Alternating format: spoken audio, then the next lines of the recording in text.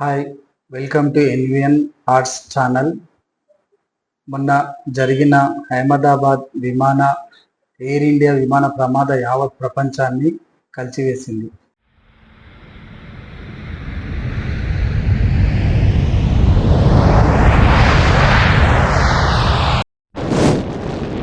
ఎన్నో కుటుంబాల్లో తీరని దుఃఖాన్ని నింపేసింది. ఈ విమానంలో 242 మందికి పైగా ప్రయాణికులతో లండన్ బయలుదేరింది. విమానం నిమిషాల వ్యవధిలోనే కుప్పకూలిపోయింది. ఈ ఘటనలో 241 మంది మరణించినారు. బాధాకర విషయం ఏమిటి అంటే మృతుల్లో గుజరాత్ మాజీ ముఖ్యమంత్రి విజయ్ రూపానీ కూడా ఉన్నారు. విమానంలో